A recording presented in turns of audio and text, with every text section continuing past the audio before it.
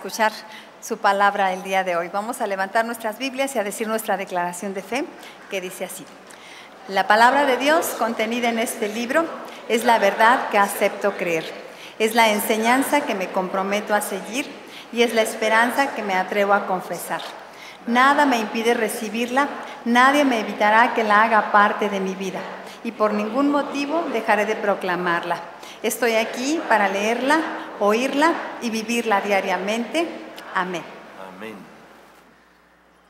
Amén. Gracias, hermana. Amén. No pare de sufrir, hermano. Así se llama el sermón de esta mañana. No pare de sufrir. Y está basado en 1 de Pedro, capítulo 4, versículos 12 al 19. Vamos a leerlo y verá si no es que dice esta enseñanza: no pare de sufrir. Lo buscan, por favor. 1 de Pedro, capítulo 4, versículos 2 a 19. Le leo, dice así: amados, no os sorprendáis del fuego de prueba que os ha sobrevenido como si alguna cosa extraña os aconteciese, sino gozaos por cuanto sois participantes de los padecimientos de Cristo, para que también en la revelación de su gloria os gocéis con gran alegría. Si sois vituperados por el nombre de Cristo, sois bienaventurados, porque el glorioso Espíritu de Dios reposa sobre vosotros. Ciertamente de parte de ellos Él es blasfemado, pero por vosotros es glorificado. Así que ninguno de vosotros padezca como homicida o ladrón o malhechor o por entrometerse en lo ajeno. Pero si alguno padece como cristiano, no se avergüence, sino glorifique a Dios por ello. Porque es tiempo de que el juicio comience por la casa de Dios, y si primero comienza por nosotros, ¿cuál será el fin de aquellos que no obedecen al Evangelio de Dios? Y si el justo con dificultad se salva, ¿en dónde aparecerá el impío y el pecador? De modo que los que padecen según la voluntad de Dios, encomienden sus almas al fiel Creador y hagan el bien. Vamos a orar y recomiendo, hay un niño llorando, ¿saben? Hay una clase para niños, hay cuna para niños, lo pueden cuidar allá mejor, sería muy lindo. Hermano o hermana que está por aquí, sería mejor que su niño estuviera en cuna. Para eso tenemos este servicio, en realidad es un servicio, porque el pequeño resulta que mi sermón no le va a caer muy bien y mejor que esté en cuna. Gracias, oremos. Padre Santo, gracias por tu amor, gracias por tu cuidado y por la palabra que hoy tienes para nosotros. Háblanos, Dios, por favor, bendícenos según tienes para nosotros hoy. Edifica nuestra vida, desafíanos, transfórmanos, disciplínanos, lo que tengas para nosotros hoy, Señor, por favor, dánoslo. Queremos que tu palabra fluya en nosotros, nos bendiga, nos transforme un poco más. Te lo pedimos en Cristo Jesús. Amén. No pare de sufrir. En el mundo moderno en que usted y yo vivimos, nos encontramos inmersos en una filosofía de la comodidad. Pareciera como que el eslogan es alcanzar el máximo del placer con el mínimo del dolor. Alcanzar el máximo de placer con el mínimo de dolor. Así dice el eslogan del hedonismo. Por eso se nos insta, en el mundo moderno, se nos insta a comprar cosas y nos tratan de convencer con esta frase: sin esfuerzo. ¿Ha visto usted eso? O nos dicen: en poco tiempo. Si alguien nos dijera: mira, te vendo este aparato, tienes que esforzarte todos los días, tienes que cambiar tu disciplina de levantarte, tienes que cambiar de alimentación, tienes que esforzarte a hacer esto, y más o menos en año y medio se empiezan a ver los resultados. Nadie lo compraba. Y resulta que la mayoría de las cosas que nos dicen que podemos encontrar resultados inmediatos, después de año y medio seguimos igual. La verdad es que las cosas toman tiempo, pero se nos vende la idea de que es inmediato, porque así vivimos en este mundo, esperando cosas sin esfuerzo y en poco tiempo. Podemos decir que las motivaciones del momento son la comodidad, el placer inmediato y los logros al instante, y por supuesto, sin dolor, la ausencia total de dolor. Esta parece ser la oferta y la motivación de los seres humanos el día de hoy. Miren, Pedro no es masoquista, ni quiere que usted y yo seamos masoquistas, pero sí nos dice en el pasaje que el dolor es bendición, que el sufrimiento es parte de la vida y que tiene un propósito. Esto contradice seriamente las posturas modernas del ser humano y las posturas de algunos grupos heréticos, falsos profetas, falsos apóstoles que venden un falso evangelio. como los que dicen, pare de sufrir, por ejemplo. Analicemos el pasaje que tenemos enfrente y seguramente aprenderemos algunas cosas que tienen que ver con esta enseñanza fundamental. ¿Recuerdan? Es el nombre del sermón. No pare de sufrir. Insisto, no es masoquismo. Déjeme decirlo de esta manera. Sufrimos, ¿no? Todos sufrimos. Ya lo he dicho antes, si alguien está aquí y no tiene ningún sufrimiento, ya se murió. O sea, saliendo lo sepultamos porque ya se murió. Sufrimos. No solo dolores físicos, dolores morales, espirituales, tristezas, angustias. Desde niños sufrimos, los niños sufren. Queremos evitarle el sufrimiento, pero no se puede. Quiero comerme ese chocolate hasta que te comas la comida, pero yo quiero el chocolate. Y lloran, ¿no es cierto? Sufren. Y ahí le damos el chocolate y lo echamos a perder. Ojalá que no, pero así hacemos a veces porque no queremos que la gente sufra, pero la gente sufre. Los abuelitos sufrimos. ¿Cuántos son abuelitos? ¿No es cierto que es una bendición cuando los niños llegan a la casa?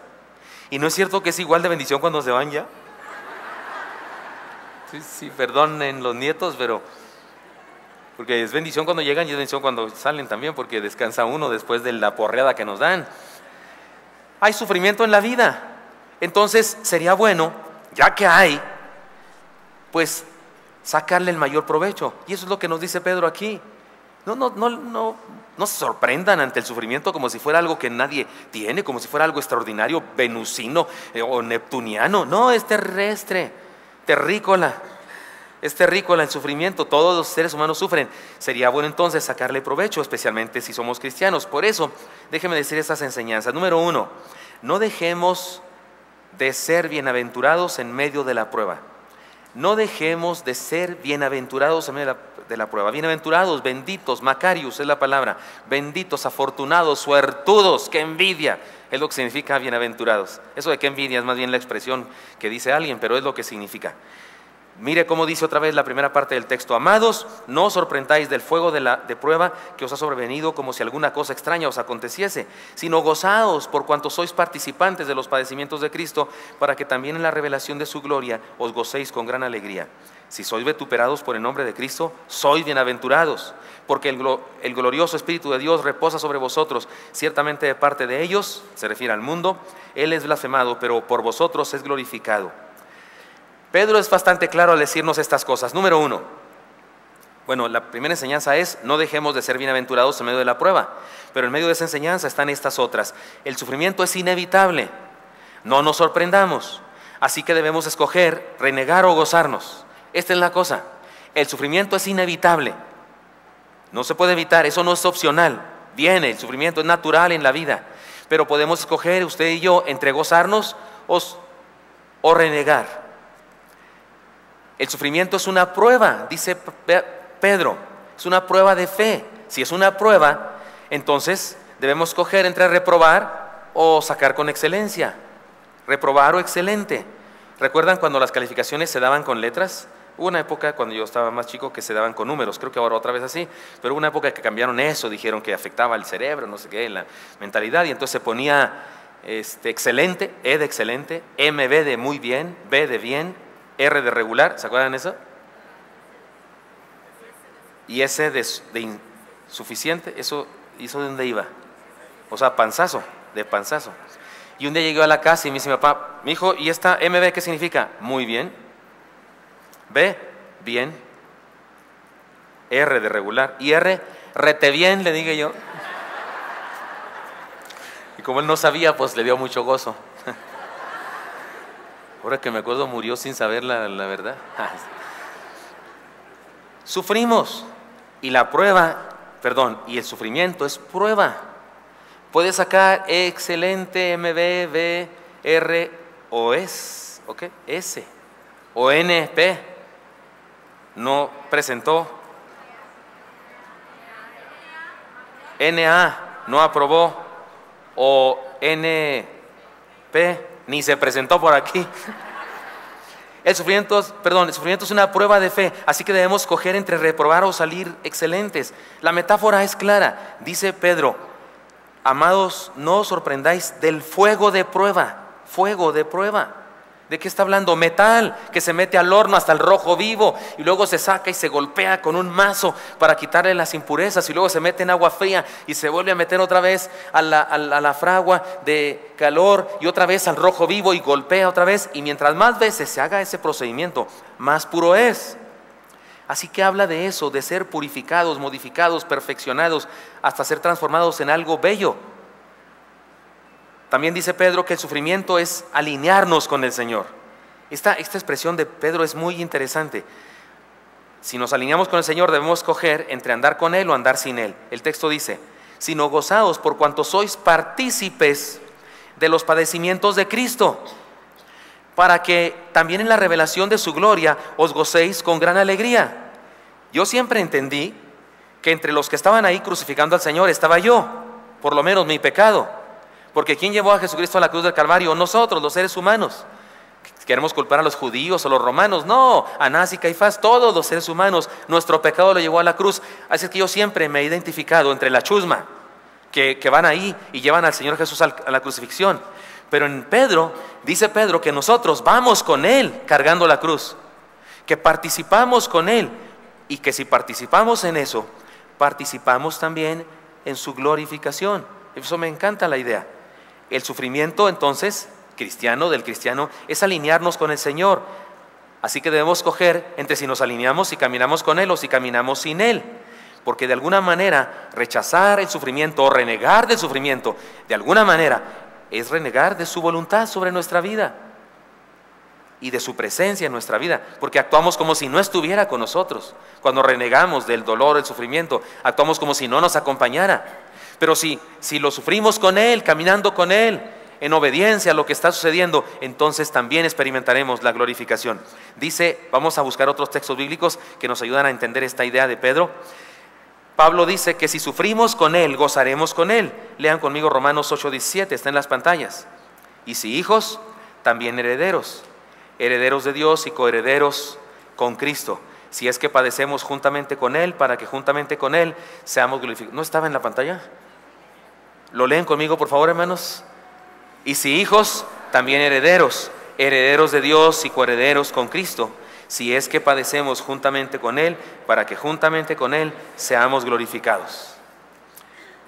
Si sufrimos con Él, gozaremos con Él. Y también dice Pablo en Filipenses 3:11 al 14, lo voy a leer todo ese pasaje, si quieren yo se los leo, y nos dice que si le conocemos en el dolor, también le conoceremos en la gloria, dice Pablo, a fin de conocerle y el poder de su resurrección y la participación de sus padecimientos, llegando a ser semejantes a Él en su muerte, si en alguna manera llegase a la resurrección entre los muertos, no que lo haya alcanzado ya, ni que ya sea perfecto, sino que prosigo por ver si logro hacer aquello para lo cual también fui asido por Cristo Jesús. Hermanos, yo mismo no pretendo haberlo ya alcanzado, pero una cosa hago, olvidando ciertamente lo que queda atrás y extendiéndome a lo que está delante, prosigo a la meta, al premio del supremo llamamiento de Dios en Cristo Jesús. Está bien claro que también Pablo maneja esa idea, que somos copartícimas con Cristo. Cuando sufrimos usted y yo, en realidad nos estamos alineando con Cristo, nos estamos haciendo compañeros de Él, y también seremos compañeros de Él en la vida eterna entonces, en la glorificación, en la bendición. Es más, Pablo le dijo a Timoteo en 2 Timoteo 2:12 que nuestro sufrimiento incluso es nuestra coronación. Lean conmigo 2 Timoteo 2:12, por favor. Si sufrimos, también reinaremos con Él. A ver, hermano, píquele nada más, es más adelante. No batallen, es la que seguía. Gracias. Léanlo conmigo, hermanos. ¿Cómo dice? Si sufrimos, también reinaremos con Él. Si le negaremos, Él también nos negará. Y fíjese cómo dice. Aquí hay un juego de palabras muy complejo que hace Pablo en este caso. Dice que si sufrimos, reinaremos. Evidentemente está hablando de dos cosas como opuestas, pero que dice Pablo, que están juntas. Si sufrimos, seremos como reyes o reinaremos con Él. Y luego dice que si le negamos, Él también nos negará. Y pensaríamos que se trata de dos ideas y dos ideas. No, son 4 ideas. Vamos a ponerlas como 4 puntos cardinales. Sufrimiento nos produce también una vida con el Señor, coronados como reyes con Él. Si le negamos, Él también nos negará. Y estas 4 ideas son se relacionan en forma dinámica, de tal manera que cuando renegamos del sufrimiento, de alguna manera, insisto, como dije antes, es como si renegáramos de su presencia en nuestra vida, y por eso es delicado. Así es que, hermanos míos, el sufrimiento es experimentar la presencia de Dios en nuestra vida, es caminar con Él, es alinearnos con Él. Y dice algo más Pedro, el sufrimiento es experimentar la gloria del Señor. ¿Cómo, pastor? Así que debemos escoger si nos ocultamos de ella o si la compartimos. Miren, la palabra que usa Pedro aquí, la gloria de Dios está en nosotros, es una palabra que en el Antiguo Testamento, cuando se tradujo al griego en el Antiguo Testamento, se usó esa misma palabra para referirse a la presencia de Dios en el tabernáculo o en el monte aquel. ¿Se acuerdan cuando Moisés bajó del monte y su rostro resplandecía? ¿Se acuerdan de eso? Era la gloria de Dios. ¿Y se acuerdan que los judíos, los hebreos no podían ver a Moisés? ¿Alguien recuerda qué hicieron con Moisés? ¿Qué le dijeron? Ponte aquí en alto para que nos alumbres porque se me cayó una moneda. ¿Qué hicieron? Lo taparon. Por Dios, lo taparon. Tápate, échate una colcha encima, le dijeron como en mi rancho, porque brillas demasiado. O sea, en vez de disfrutar la gloria de Dios, la taparon. Tenían miedo. Le decían a Moisés, cuando Moisés decía, dice Dios que va a hablar con nosotros, tiene cosas que decirnos, habla tú, Moisés, ve tú con él porque a nosotros nos da miedo. Les daba terror. De eso habla Pedro aquí. La gloria de Dios viene. ¿Qué? Cuando sufrimos pasa eso. De eso dice Pedro. Cuando la gloria de Dios se manifestaba en el tabernáculo, se llenaba de la presencia de Dios. Leemos ustedes y yo que una nube cubría el tabernáculo. La gloria de Dios descendía, el peso de gloria, también dice Juan. Bueno, déjenme darles un ejemplo muy claro. En Éxodo 29, 43, en Éxodo 40, 34 se habla de la gloria de Dios, la presencia. Pero si yo estoy diciendo que cuando sufrimos por Cristo, Dios se manifiesta en y por medio de nosotros en el mundo, déjenme darles un ejemplo muy claro de eso. El primer mártir del cristianismo, Esteban, el primero que murió por Cristo, el primero que dio su vida para proclamar que Cristo había resucitado, fue Esteban. Y cuando él fue perseguido, insultado, golpeado y luego enjuiciado para después ser apedreado hasta morir, le sucedió esto.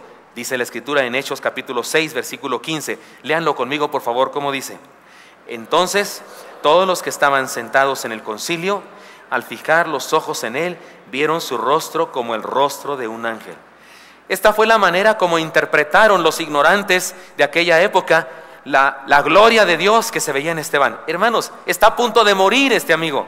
Este hermano nuestro está a punto de morir, está predicando un sermón extraordinario, un sermón histórico, por cierto, un precioso sermón histórico. Se agarró desde el Antiguo Testamento y les dijo, Dios nos habló a través de nuestro padre Abraham, y luego dijo de Isaac, y luego se fue llevando la historia hasta llegar a los tiempos de su vida, y dijo, y entonces vino Jesucristo, y ustedes, les dice, seco, directo, con razón lo apedrearon, porque habló bien fuerte, y ustedes lo mataron. Y luego lo apedrean a Esteban. Está a punto de ser asesinado por Cristo. ¿Y qué vieron los inconversos en él? La gloria de Dios. Cuando usted y yo estamos en Cristo, caminamos con Él y sufrimos con gozo lo que pasa en la vida, porque estamos con Él, caminamos con Él y sabemos que tiene un propósito. En lugar de renegar, nos gozamos de estar viviendo en Él a pesar de lo que sea, dolor, enfermedad, lo que sea. Entonces la gloria de Dios se manifiesta en nosotros. De eso nos habla Pedro aquí. Ahora bien, la cosa es sencilla, lo que dice Pedro es sencillo. Miren, el cristianismo es una fe revolucionaria. Es una fe revolucionaria. ¿Cómo no va a ser perseguida? Es bajar los altos y hermosos valores y principios del reino de Cristo y querer implantarlos en este mundo contaminado. Pues con razón nos va como en feria. La fe cristiana es revolucionaria, es muy alta para el mundo. Mi suegro no era cristiano. Pedimos a Dios y cuando él vivía, y ojalá que haya sido que él antes de morir haya hecho una decisión por Cristo. Yo creo que sí, porque tanto otra hija que tenía como mi esposa, cristianos, le hablaron seguramente. Pero él, en alguna ocasión, si puedo contar de una carta que le hiciste, mi esposa le hizo una carta a mi suegro, muy linda, donde le decía cosas muy lindas. Yo creo que él no se merecía amor y esas cosas, según yo pues, pero mi esposa lo amaba y le decía cosas muy lindas. Y recuerdo que delante de mí, él leyó la carta y dijo estas palabras: ni sé qué decir, esto es demasiado alto para mí, estas son alturas en las que yo no conozco. Era un tipo culto, había tenido muchos trabajos, había sido diputado y senador y no sé qué, porque era político. sabía muchas cosas. Y una de las cosas que sabía es lo que no sabía. Y dijo con sinceridad: esto que me escribes, hija, ni siquiera sé qué decir. Es muy alto, muy sublime, ¿no? Yo ni siquiera tengo ese lenguaje. Tenía razón, tenía razón. Amar es de los cielos. ¿Qué dice la filosofía mundana? A la mujer ni todo el amor ni todo el dinero. ¿No es cierto? ¿Y qué dice la Biblia? Ámala como Cristo amó a su iglesia y entregó su vida por ella. O sea, a la esposa, entrégate por ella. No, me gusta más aquello de que ni todo el amor ni todo el dinero, dicen algunos barbajanes, ¿verdad? Está más chido ese texto, pero no está en la Biblia. Viene Jesús y nos dice, la ley romana decía que si un soldado romano ponía su balanza sobre los hombros de un judío, de uno que no fuera ciudadano romano, ese judío era escogido para hacer un trabajo por el imperio romano, incluso cargar un bulto durante una milla. Y a los fariseos les causaban malestar eso, aborrecían eso. Y Jesús llega y le dice a los judíos: si alguien te pide que le cargues una milla, cárgala 2. ¿Qué? Y dice Jesús que al que te golpee en un rostro, el rostro, una parte del rostro, le voltees la otra parte. ¿Y qué le decimos? Y se ofendió, chamaco, le decimos al hijo, ¿no? ¿Y quién te hizo eso? Pues fulano. ¿Y no te defendiste? Pues defiéndase, también usted tiene manos. ¿No le dice uno? O alguien, pues, algunos. Que para eso tiene manos. Y Jesús dice: pon la otra mejilla. No, con razón, los valores de Cristo son muy altos y sublimes, y en este mundo contaminado, pues nomás no hacen contacto. Y por si fuera poco, seguimos ¿a quién? ¿A uno que sale en la tele? ¿A uno que llena estadios? ¿A uno que trae un carrito que le pusieron su nombre, Cristomóvil, con techito y todas las cosas, y guaruras por donde quiera, y que trae pulseras de oro y relojes enormes, que tiene un yate y un helicóptero para trasladarse, que después de predicar se escapa como David Copperfield por un lado? ¿A ese seguimos? ¡No! Seguimos a uno que cuando estuvo aquí en la tierra dijo: el Hijo del Hombre, y se refería a sí mismo, no tiene dónde recostar su cabeza. Si vas a seguirme, tienes que pensarla bien, le dijo a alguien que le dijo: yo te seguiré. Jesús le contestó con eso que parecía que lo estaba desanimando: el Hijo del Hombre, sábete, no tiene dónde recostar su cabeza. ¿De veras quieres seguirme? Seguimos a uno a quienes la multitud de su tiempo lo mató, porque nomás no soportó sus ideas revolucionarias. Oiga, el cristianismo es una fe revolucionaria. El cristianismo es bajar los altos y hermosos valores y principios del reino de Cristo a este mundo contaminado, y es seguir a quien fue crucificado. ¿Cómo no habríamos de esperar ser impopulares y experimentar oposición? Por supuesto que sí. Por eso, buscar dejar de sufrir sería buscar acomodarnos con el mundo y consentir la corrupción o fingir que no está pasando nada. Todo está bien, tú estás bien, yo estoy bien, todos estamos bien. Tolerancia, dice, es la palabrita de moda, ¿no? Tolerancia. Ayer hablamos de eso en el Congreso de Jóvenes. El reino de Cristo es una fe revolucionaria. Por eso Pedro nos advierte que hay sufrimiento, porque ser cristiano es ser de otro mundo. Y nos causa sufrimiento no solamente las enfermedades, las cuestiones físicas, no solamente la persecución, las traiciones, las burlas, no solo eso. También nos causa sufrimiento el ver la depravación, el ver la maldad del mundo. Ahora que fuimos a Oriente, mi familia y yo, Elí, mi esposa y yo, y estuvimos allá en una región en donde hay monjes. No quiero decir más palabras para no dar problemas aquí a nuestros hermanos allá en Oriente, pero de una religión que acá en Occidente se cree gran cosa. Cualquiera de acá de Occidente sale con que yo tengo ideas de no sé qué, absurdo. Si fueran allá a ver cómo viven los que practican esa religión, es la superstición más absurda y torpe. Unos dioses espantosos que parecen demonios por todas partes, y la gente inclinándose ante ellos, arrastrándose, dando una vuelta a un monasterio gigantesco. ¿Y qué nos pasa a los cristianos? Nos da dolor ver eso. Sufrimos porque ¿cómo esta persona cree que haciendo eso, cree que va a reencarnar, o que va a ser mejor, o que quién sabe quién le va a contestar? ¡Qué absurdo! Era peligroso ponernos a predicar ahí. Quiero decirles que uno de esos monjes golpeó mi cámara, porque yo estaba tomando fotografías, y llegó y gritó y me dio un caratazo en mi cámara. De verdad, lo digo en serio. Yo le pedí disculpas, dije no va a entender nada, pero como quiera pedí disculpas. El cristiano sufre incluso porque ve los problemas de la humanidad. El hermano Joel estuvo ayer y con nosotros y desde antier, somos amigos él y yo desde jóvenes y platicamos de cosas y por supuesto de teología, y me recomendó que viera en la internet un sermón de un cierto cristiano allá en Monterrey, de un famoso. Ustedes tienen CDs de él por donde quiera, cantamos sus canciones a veces aquí. Su hijo parece que también es pastor y recientemente predicaron ahí en su iglesia. Hay una iglesia. ¿Saben qué dijo? Porque me puse a verlo, él me recomendó que lo viera y lo vi esta mañana. ¿Saben qué dijo? Que Cristo también fue ateo, que Cristo tuvo su rato de ateo.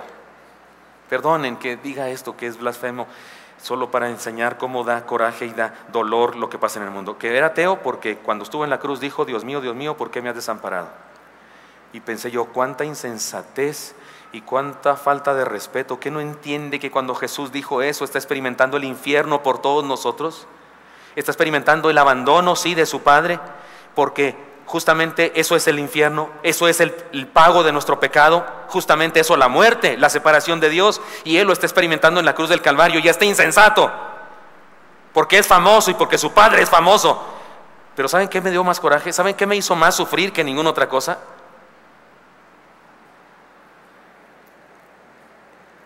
Que un auditorio lleno de miles de personas aplaudieron la insensatez. No hay manera de no sufrir si eres cristiano en este mundo. Y si pretendes dejar de sufrir, entonces tienes que acomodarte al mundo y pretender que no pasa nada, que todo está bien, que cualquier fe es correcta, que creer así que es asunto tuyo. Pero si eres de veras, si somos de veras cristianos, entonces compartimos con Cristo su sufrimiento, le acompañamos en la cruz y también le acompañaremos en la vida eterna, en la glorificación. Y esa es la promesa maravillosa. Insisto, no dejemos de disfrutar la bienaventuranza de sufrir por la fe.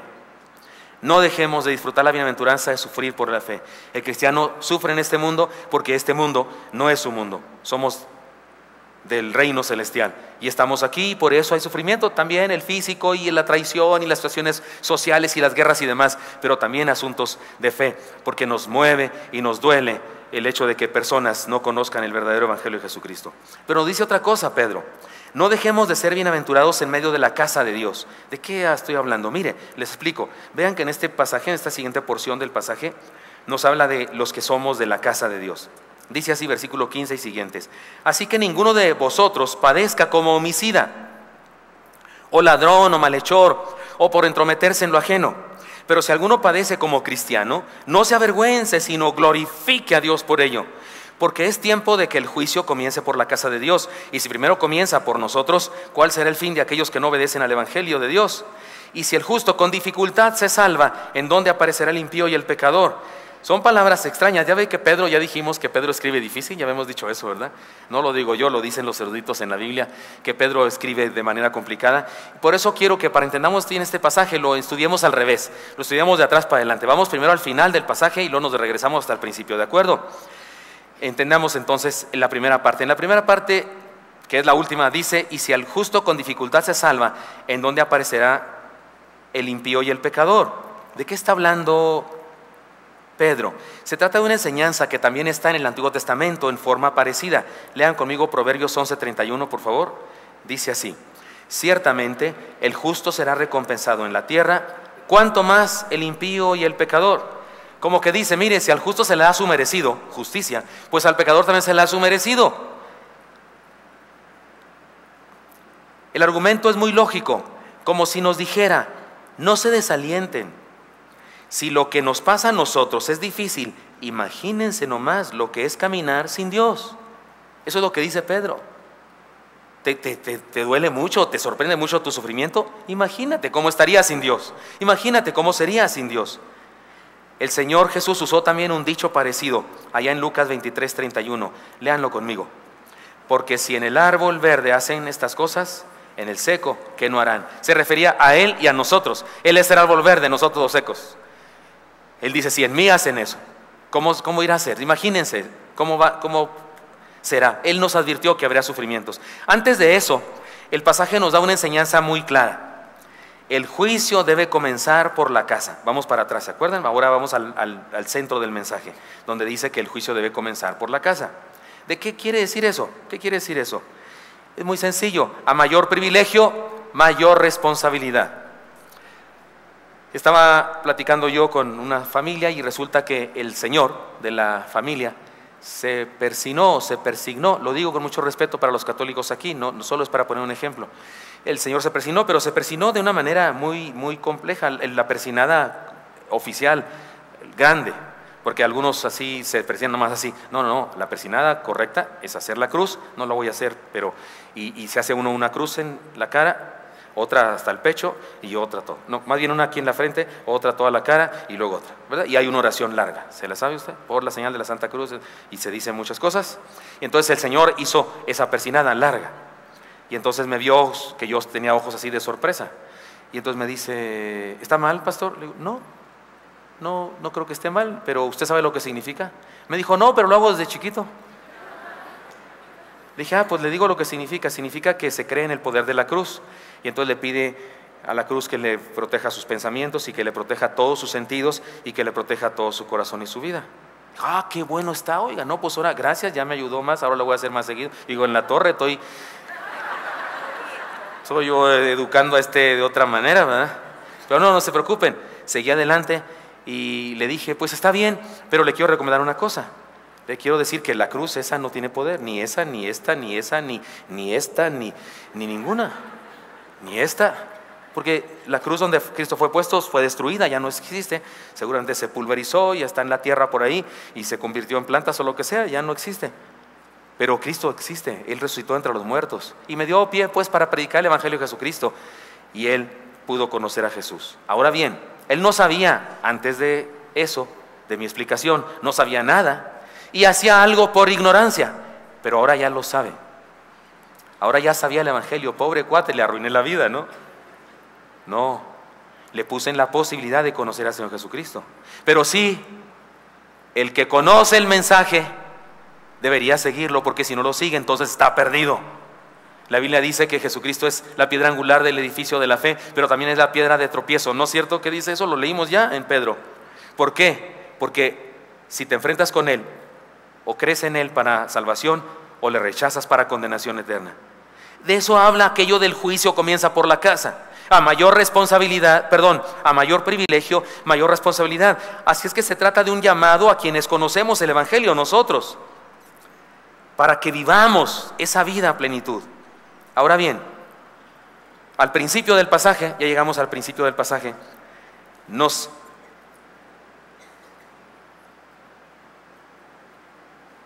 hace clara esta enseñanza. Se trata de un desafío a ser bienaventurados en medio de las pruebas, pero no a tener problemas. ¿Recuerdan lo que hemos dicho, la diferencia entre pruebas y problemas? Parece que esa enseñanza de las pruebas y los problemas fue muy útil, muy necesaria, porque un montón de ustedes me mandaron mensajes diciéndome, pastor, gracias, hasta que me sacó de dudas de no sé qué. Para dar una explicación otra vez, las pruebas son causadas por nuestra fe. Los problemas son a causa de nuestro pecado.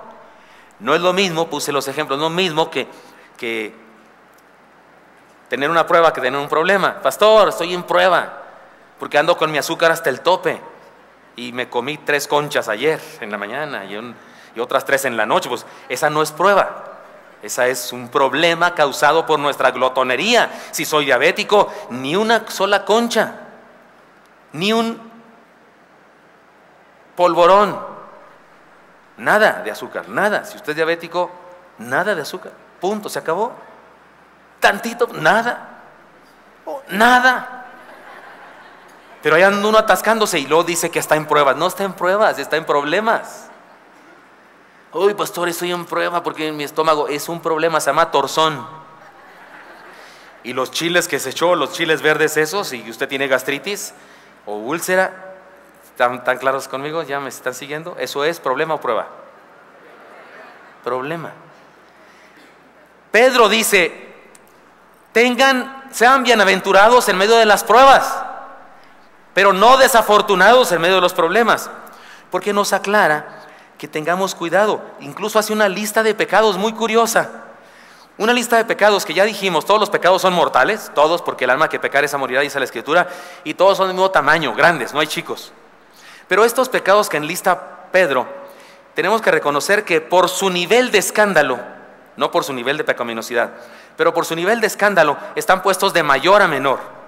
Dice primero, homicidas, sufran por cristianos, pero no por homicidas, ladrón, malhechor. Y luego le añade, o por entrometerse, ¿cómo dice? Entrometerse en lo ajeno. Si notamos, van de mayor a menor, porque homicidio pues, es lo más grave, ¿no?, de esta lista. Luego robo, y luego malhechor, no sé, rufián, desvergonzado, alguna cosa así. No creo que en la iglesia donde Pedro escribe esta carta hubiera asesinos.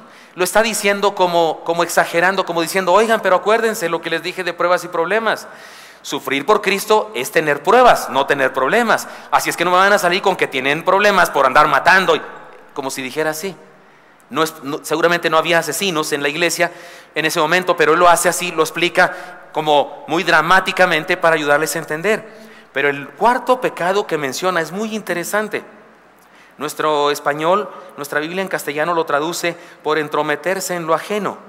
Pero déjenme decirles algunas cosas. No traigo nunca yo aquí las palabras griegas y esas cosas aquí con ustedes, pero hoy déjenme hacerlo porque me parece que la palabra puede ser comprendida mejor. La palabra que usa Pedro para que se traduce al español por entrometerse en lo ajeno es una palabra griega muy interesante, es la palabra allotriepiscopo. Allotriepiscopo, clarísimo, ¿verdad? No está clarísimo, pero periscopio, microscopio, ¿sí le suena? Episcopo, o sea, obispo, tiene que ver con ver. Obispo es alguien que ve por encima. Obispo es un líder que ha sido puesto por encima para ver. Que usa la misma palabra de donde se usa microscopio, telescopio y demás, que tiene que ver con ver. Y la otra palabra, así que esa palabra episcopo tiene que ver con ver por encima de. Y la otra palabra, alotrie, es la palabra lo ajeno, lo otro. Andar viendo lo ajeno. Podría decir, chismoso, metiche. La verdad es que es más complejo que eso.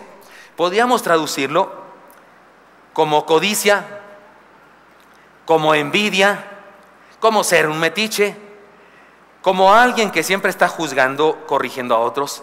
Pero creo que podría traducirse de esta manera. Creo que Pedro está, déjenme decirles, la palabra allotriepiscopo no existe en ninguna otra parte del mundo. Cuando se estudia el Nuevo Testamento, los eruditos en griego hacen algo, cada palabra, quiero decirles que el griego del Nuevo Testamento ya nadie lo habla. Lo que hablan ahora en Grecia no es el griego del Nuevo Testamento. El griego con que escribió el Nuevo Testamento, el griego koiné se llama, no existe como lengua, nadie habla ese idioma ya. Hay un derivado de ese idioma, pero el idioma del Nuevo Testamento no se habla. Y hay escritos que se escribieron en aquella época que sirven para ayudarnos a entender nuestro Nuevo Testamento, porque esa palabra, cómo la usó allá Platón, o cómo la usó allá uno que hizo una carta a su novia, y eso ayuda a los eruditos. Bueno, cuando agarran esta palabra, allotriepiscopo, resulta que no se encuentra en ningún otro escrito de ninguna otra parte del mundo. El único lugar donde aparece la palabra allotriepiscopo es en la carta de Pedro. Ni Pablo, ni Juan, ni nadie la usa, ni nadie en el mundo. Los eruditos dicen, la inventó Pedro. Él se la inventó, como cuando aquí yo invento palabras, ¿verdad? Que una palabra que sí significa algo por separado, esas palabras la ponemos juntas y significa algo. Y es probable que lo que Pedro quiso decir es lo siguiente. Es probable que el sentido es este. No solo codicia, envidia, ser metiche o alguien que siempre está juzgando o corrigiendo a otros. Más bien podría significar alguien que incursiona en lo que no es su naturaleza. Alguien que anda metiéndose en donde no es su casa. Él dice que nosotros somos de la casa de Dios y que el juicio debe comenzar con la casa de Dios y que por eso no debemos andarnos metiendo en la casa de otro. Cuando un cristiano se comporta como mundano para no sufrir, para no ser perseguido, para no tener problemas, está siendo allotriepiscopo. La próxima vez que usted vea a alguien muy mundano, dígale, no seas allotriepiscopo. No va a entender ni papa, pero usted sí se va a sentir muy acá, muy griego. Hermanos míos, el cristiano es parte de la casa de Dios y no tiene por qué andar incursionando en el mundo. Esa es la idea de Pedro aquí. Él dice, sufran por las pruebas, en pruebas, pero no en problemas. No se anden inmiscuyendo en el mundo. El cristiano es parte de la casa de Dios y no tiene por qué andar incursionando en el mundo. La enseñanza de Pedro entonces es clara. Somos bienaventurados cuando sufrimos por ser parte de la casa o familia de Dios, pero somos desafortunados cuando padecemos por portarnos mal. Sufrimos por la fe cuando vivimos en la casa de Dios, cuando actuamos como Dios quiere, con esos principios altos y excelsos del reino de los cielos, que ciertamente son impopulares en el mundo contaminado, pero que así debemos vivir. Y entonces, si sufrimos, somos bienaventurados. Pero si nos metemos en el mundo y andamos haciendo las mismas cosas que todos, entonces sufrimos, pero no somos bienaventurados. No, somos desafortunados porque sufrimos problemas, no pruebas. No dejemos de disfrutar la bienaventuranza de estar dentro de la casa espiritual de Dios. Y finalmente, una enseñanza más, dice Pedro. No dejemos de ser bienaventurados en el centro de la fe y la bondad. ¿De qué hablamos? Lean conmigo el último versículo de este pasaje, es hermosísimo, léanlo conmigo por favor. De modo que los que padecen según la voluntad de Dios, encomienden sus almas al fiel Creador y hagan el bien. Pedro es complicado para escribir, pero aquí es de lo más claro. De modo que los que padecen según la voluntad de Dios, otra vez nos aclara, los que padecen y son bienaventurados porque tienen pruebas, no problemas. Dice, encomienden sus almas al Creador y hagan el bien. Dos cosas en resumen nos pide que hagamos, y la primera es poner nuestra confianza en Dios. Ahora déjenme decirles que esto de poner nuestra confianza en Dios es una palabra que cuando lo escribió Pedro fue muy interesante para los que la recibieron. Espero hacerlo interesante para nosotros. La palabra que se traduce encomienden es un tecnicismo. Es un tecnicismo como cuando alguien usa un término de abogacía, no sé, eso es como hacer un intestado, o eso es como, ¿cómo se llama eso del juicio de amparo? Es un tecnicismo. Algunos, ¿juicio de quién? ¿Amparo Velázquez o Amparo qué? O Amparo, ¿cómo se llamaba? Amparo Montes o Amparo qué? Amparito. ¿A qué se refiere? Usted y yo no entendemos el término legal, aunque algunos sí, seguramente. Cuando Pedro dijo estas palabras y utilizó la palabra encomienden sus almas, no usó la palabra que usaba una señora ahí en el pueblo con sus hijos. No, usó un tecnicismo legal que se usaba de esta manera. Cuando un hombre iba a viajar, que en aquella época se viajaba mucho porque todos compartían, todos tenían que mercar lo que tenían. Cuando un hombre viajaba a otra ciudad, se conseguía, en virtud de que no había bancos como ahora, sí se habían desarrollado personas que juntaban dinero y daban interés y demás, pero no bancos como ahora. Entonces, ¿qué se hacía cuando usted tenía un tesoro y lo iba a dejar ahí en su casa? Conseguía un amigo, pariente de mucha confianza y le decía, te encargo te encomiendo esto. Y es el tecnicismo que usa Pedro aquí, es eso, un encargo muy serio, tan serio que en aquella época una persona daba la vida por cuidarle a otro eso. Hay historias de personas que hicieron eso. Hay historias en el mundo grecorromano de un hombre que le dijo a su amigo, te encargo este tesoro, es muy valioso para mí, voy a un viaje. Y cuando regresó, los hijos del hombre al que le había encargado el cofre le dijeron, Señor, aquí está el cofre, se lo damos a usted por honor a nuestro padre que falleció defendiendo su cofre. Y el amigo que había encargado eso se puso muy triste porque en el cofre solo tenía una carta de su esposa, era todo lo que tenía. No tenía un solo peso, ni de oro ni de plata. Y dijo, este es el cofre más valioso que tengo a partir de ahora, y no por lo que está dentro, sino por lo que su padre hizo en honor a nuestra amistad por protegerlo. Se contaban historias de esas.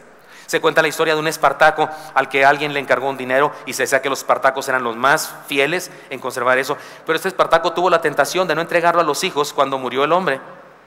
Y no lo iba a entregar a los hijos y les dijo, vengan dentro de un mes, 2 meses. A los 2 meses regresaron los hijos y él les entrega el dinero.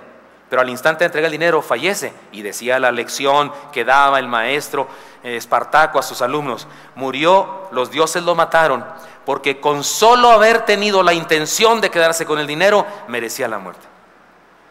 De eso hablamos cuando hablamos de la palabra encomendarse a alguien.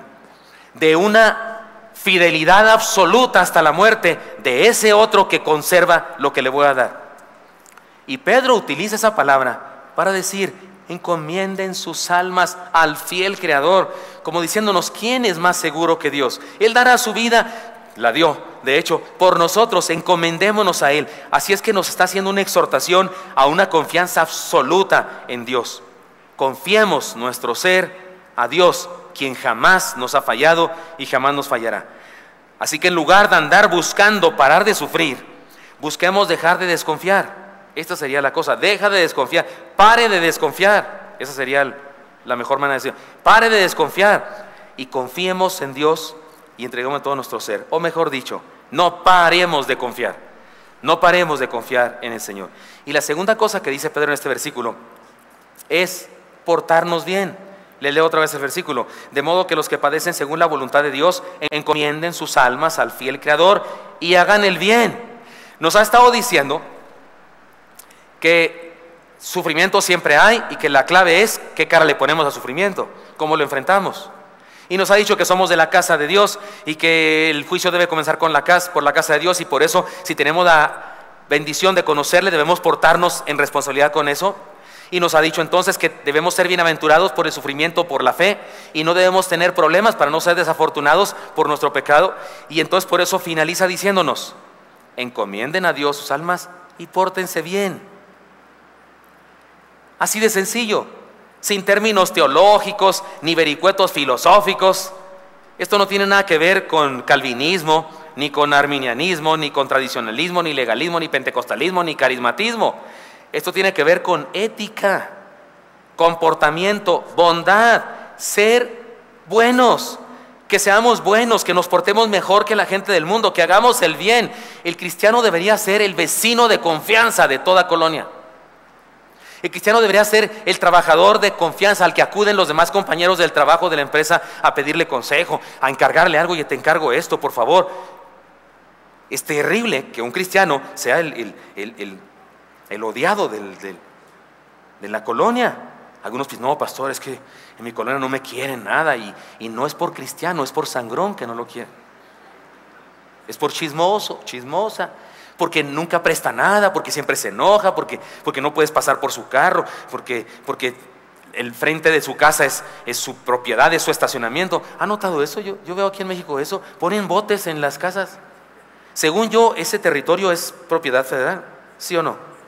Sí, ¿verdad? O sea, se puede parar cualquiera ahí. Pero no, aquí gente pasa, saca su maceta, ¿sí? ¿Ha visto eso? Y se pelean y sale el vecino y oiga, y usted no estamos en Plutarco, pero ahí en Plutarco una vecina nos ponchó las llantas a un hermano de nuestra iglesia. Y no estaba tapando su cochera, no, pero estaba enfrente de su casa. Ándele, decía ella. Pero este es propiedad federal, será el sereno, pero ahí me paro yo. Y hay cristianos que así son, intolerantes, peleoneros. Y Pedro nos dice: no, confía en Dios y sé buena gente, que seamos buenos, que nos portemos bien, mejor que la gente del mundo, en el trabajo y donde quiera. Podemos decir que el Señor, por medio de Pedro, nos dice: confía en mí y pórtate bien. Porque de repente, con tanto sufrimiento y situaciones difíciles, podríamos caer en la tentación de: pues me voy a portar como todos, total, siempre que me porto bien me va como en feria, y a los que andan en el mundo se portan re mal y les va bien. No es cierto, no les va bien. Lo dice Pedro: si a los de la fe, ¿cómo les irá a los que ni siquiera tienen fe? Pero a veces así pensamos, y por eso nos advierte: encomienden a Dios sus almas y sean buenos. No dejemos de disfrutar la bienaventuranza de confiar y ser buenos. 3 enseñanzas, hermanos. Pare de sufrir es la enseñanza principal o el título del sermón. Y 3 cosas nos ha dicho Pedro. No dejemos de ser bienaventurados en medio de la prueba. Las pruebas tienen propósito, nos alinean con el Señor. Experimentamos y compartimos su gloria, y experimentamos, por supuesto, las bienaventuranzas de estar con Él. No dejemos de ser bienaventurados, segunda enseñanza, en medio de la casa de Dios. Somos parte de la casa. No seamos alotriepiscopos, investigando en el mundo y portándonos con los del mundo, sino que vivamos como que somos de la casa del Señor. Y no dejemos de ser bienaventurados en el centro de la fe y la bondad. Confiemos y seamos buenos. Tengo un desafío para todos nosotros. Desafío a vivir como bienaventurados. Esa es la idea. El sermón se llama No pare de sufrir, porque si sufrimos en Cristo, somos bienaventurados. Y no estoy hablando de buscar sufrimientos, porque no hace falta buscarlos, nos llegan solitos. Pero ya que nos llegan, y siempre es así porque no es opcional, entonces seamos bienaventurados en medio de ellos. ¿Cómo? El ejemplo más contundente que la naturaleza, creación de Dios, nos pone respecto a los propósitos o bondades del sufrimiento es una perla. ¿No es cierto? Una perla. A todos nos gustan las perlas. Sería lindo regalarle a la mamá hoy 10 de mayo un collar de perlas. Pero ¿sabemos de dónde vienen las perlas? Yo creo que sí, la mayoría, pero se los digo. Las perlas son heridas. Una ostra, ese animal que no nos gusta, no es algo feo por fuera, ¿no? Duro, pero adentro es blando, vulnerable. Y una minúscula muestra de metal, de hueso, de arena, un diminuto grano de arena, hueso o metal, penetra en su carne y le produce un dolor, le produce una herida. Y la reacción oportuna de la ostra es cubrirla de nácar para que no le rasgue más su cuerpo, para que no tenga orillas, para que no tenga manera de cortar su cuerpo. Entonces la cubre con nácar para hacerla redonda, lo menos picosa o con orillas posible, y la pule y la pule y la va haciendo más grande y más grande hasta que se convierte en una de las más hermosas y valiosas joyas del mar. Podemos decir sin temor a equivocarnos que una perla es una ostra lastimada. Una perla es una ostra lastimada, es una herida, es una crisis, es una circunstancia difícil, un problema. La perla no se hizo por estar en una fiesta, no, se hizo por experimentar un sufrimiento en la carne de ese pequeño animalito. Todos valoramos una perla, pero pocos valoramos una herida. No regalamos heridas, ¿verdad? Ah, te regalo mi herida, 14 puntadas. ¿Qué puntadas, verdad? Iba yo un día allá en Estados Unidos en un camión de segunda y se subieron pandilleros al camión. Me dio un poquito de miedo. Pandillos de diferentes, yo a ver si no se pelean. Una pandilla de gente de raza negra, acá una pandilla de latinos. Me sentí en la película de Nicky Cruz. Y una pandilla de orientales también. Y yo estaba ahí y como notaron que yo era el único que iba sin pandilla, se me acerca un tipo así grandotote y me enseñó así un músculo enorme y una herida que tenía así y me dijo, look, Chicago City. Y entendí que se la hicieron en Chicago City esa cosa. Y luego llegó por acá un latino así con los pelos parados y llegó y creía que no hablaba yo español porque me dijo en inglés también y me enseñó que me dijo, look, New York City. Yo no me quise quedar atrás y le dije, mira, Appendicity. Perdonen ustedes. Pero estaban pensando que les iba a decir algo muy serio y que los evangelicé a todos y salí con esta burrada, pero era nomás para decirles que las heridas nadie las valora más que estando loco. Nadie las presume más que de estas insensateces como esto que conté. Me van a regañar, ¿verdad? Pero las perlas se regalan. Pero las perlas surgen de las heridas. Si estamos en Cristo, los dolores, sufrimientos y dificultades, es decir, las pruebas, se convierten en perlas, joyas. Todo lo que hace falta es tratarlas de la manera correcta, en Cristo, caminando con Él.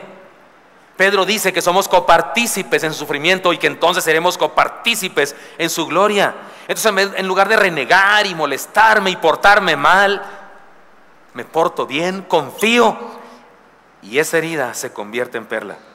Si estamos en Cristo, los dolores, sufrimientos y dificultades, es decir, las pruebas, se convierten en perlas. La comodidad, el placer y la vida fácil jamás enriquecen a los seres humanos como lo hace la adversidad.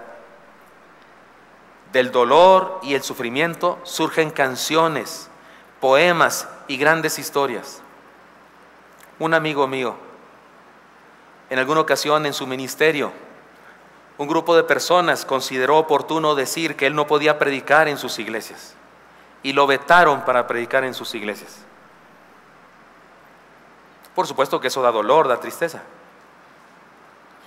Y luego él fue al cine con su familia y en la película El Señor de los Anillos Hay una escena en la que Gandalf, un mago bueno, enfrenta al demonio de no sé quién, de algo así, un demonio. Hace que Frodo y ¿cómo se llama el héroe de la película según yo?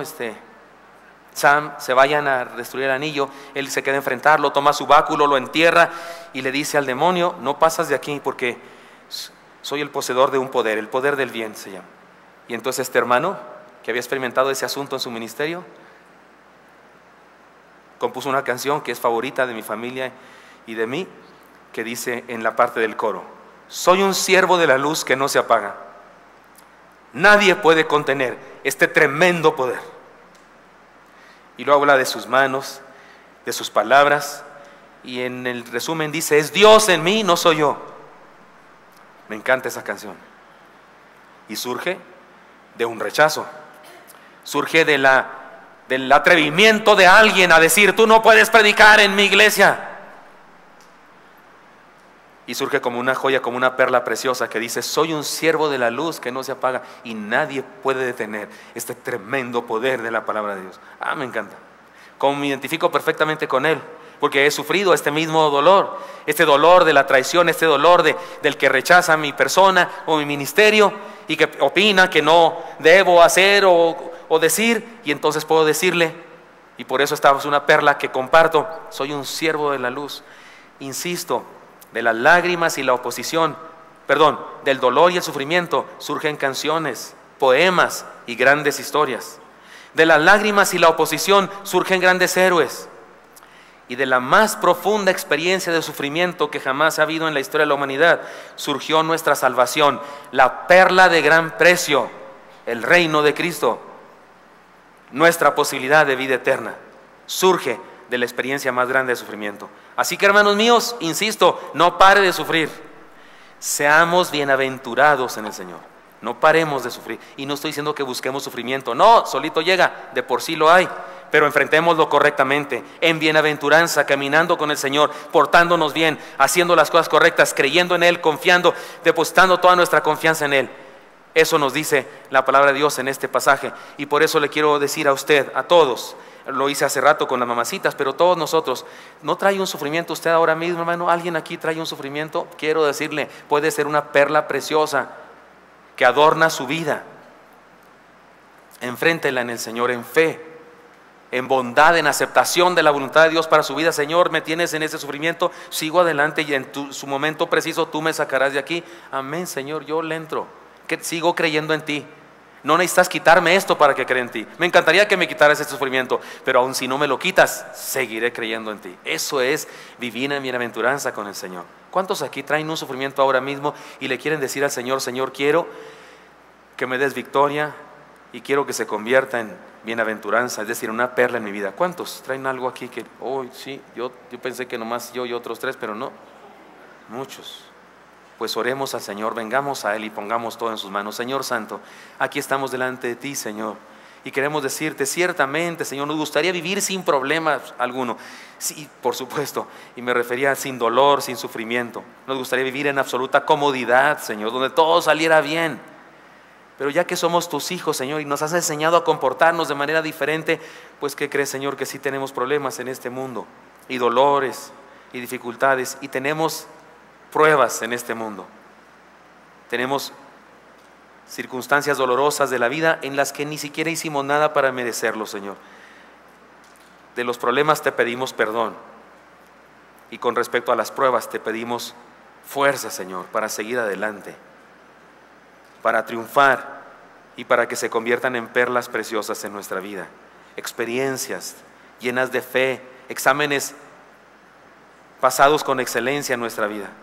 Señor, bendícenos, bendice a mis hermanos y mis hermanas, te lo suplico.